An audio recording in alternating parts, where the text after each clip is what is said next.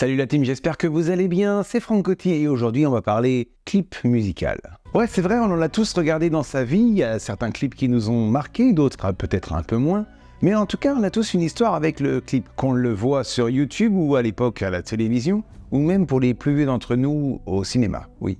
Déjà le mot clip, qui est un mot anglais qui veut dire extrait, désigne une vidéo produite pour la télévision et réalisée pour être un support visuel d'une chanson ou d'un titre musical. Et le tout premier clip de l'histoire de la musique a été tourné en 1894 aux États-Unis. Oui, alors à l'époque, on ne parlait pas encore de clip à proprement parler. Mais c'était en fait le tout premier film qui était tourné accompagné d'un morceau de musique. Bref, le tout premier film sonorisé de l'histoire. Bah oui, avant, on n'avait même pas de musique, c'était le cinéma totalement muet. Le cinéma parlant qui est arrivé 30 ans après qu'on puisse mettre de la musique dans un film. Alors, la musique utilisée dans ce tout premier film était une ritournelle composée par un Français, Robert Planquette. Et sur ce film, on y voit une personne qui joue ou qui essaye de jouer du violon. Cet homme, c'est Dickson, un pionnier du cinéma, qui a inventé avec Edison, que vous connaissez sûrement, une machine à clip qui s'appelle le phonokinétoscope.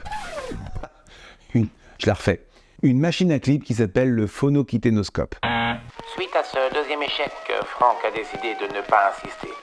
C'était pourtant simple de prononcer correctement le mot phonétiscope. Bon, moi aussi j'abandonne. Une machine censée synchroniser le son avec l'image. Ouais, à l'époque, c'était pas une masse à faire. C'était compliqué de synchroniser son et image. Ouais, ça donnait plutôt quelque chose comme ça. 45 exemplaires seulement de cette machine ont été construits, jusqu'à ce qu'un incendie détruise finalement tous ces films en 1914. Mais les tout premiers clips, au sens moderne qu'on les connaît, à savoir du son synchronisé à l'image et à des fins promotionnelles, ont été créés en France, à Paris, en 1902.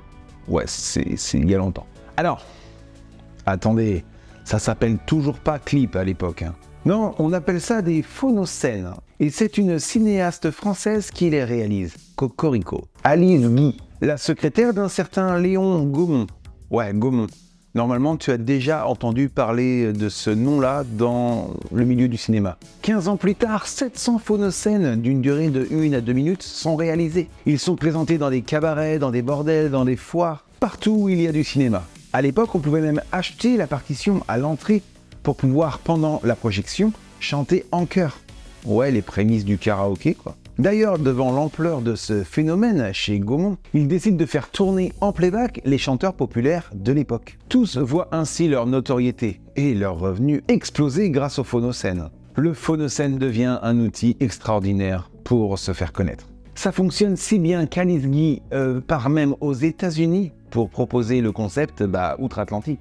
Elle filme, elle dirige, elle est très attentive aux bouches et aux mains des musiciens pour pouvoir synchroniser le son et l'image. Waouh! À l'époque, c'était une prouesse incroyable de savoir faire ça. Aujourd'hui, ça nous paraît tellement désuet. Bref, ça fascine tout le monde. Malheureusement, il y a un malheureusement. La Grande Guerre de 1914 arrive et le phonocène disparaît. Mais l'idée d'un film qui fait la promotion de musique, ça reste bien ancré dans les cerveaux. Alors ça reviendra des années plus tard.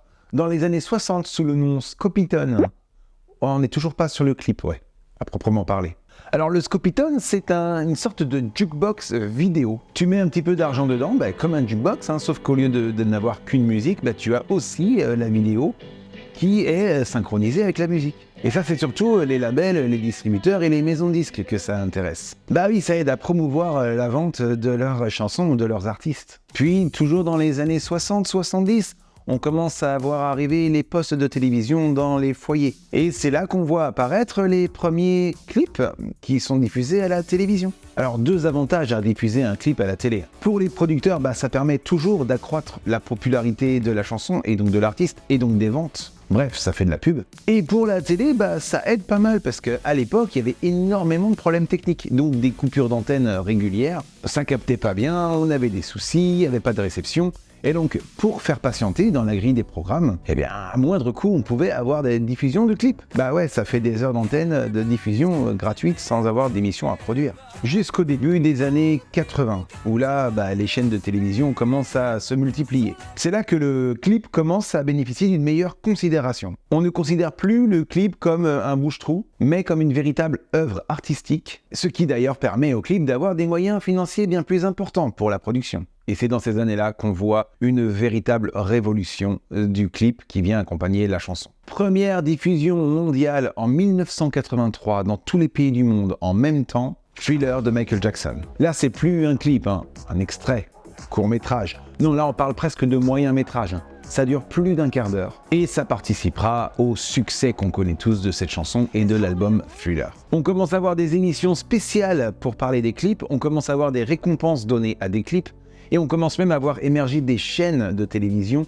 qui ne sont là que pour diffuser des clips comme MTV, MCM, TV6. Aujourd'hui, la télé, c'est plus autant regardé, mais heureusement, le clip, lui, a continué, en se déportant sur d'autres plateformes plus récentes, plus modernes, telles que YouTube. C'est là que le clip devient un format audiovisuel, très important, qui peut cumuler plusieurs milliards de vues, et donc qui continue à participer au succès de la chanson. Tiens, d'ailleurs, en parlant de YouTube, puisqu'on est sur cette plateforme, n'hésite pas à jeter ton petit pouce en l'air, à t'abonner et à cliquer sur la cloche.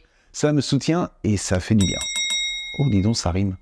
Sur YouTube, les clips font partie des vidéos les plus vues de toutes les vidéos que YouTube propose, comme Gangnam Style à l'époque ou Despacito plus récemment. Et vous, dans les commentaires, dites-moi quel clip vous adorez voir et revoir en boucle, quel clip vous a marqué quand vous étiez jeune dans votre enfance, ou à l'inverse, quel clip vous ne voulez surtout pas revoir. J'ai hâte de vous lire. Quant à moi, je vous dis à très bientôt pour une prochaine vidéo, parce que c'est quoi qu'on veut?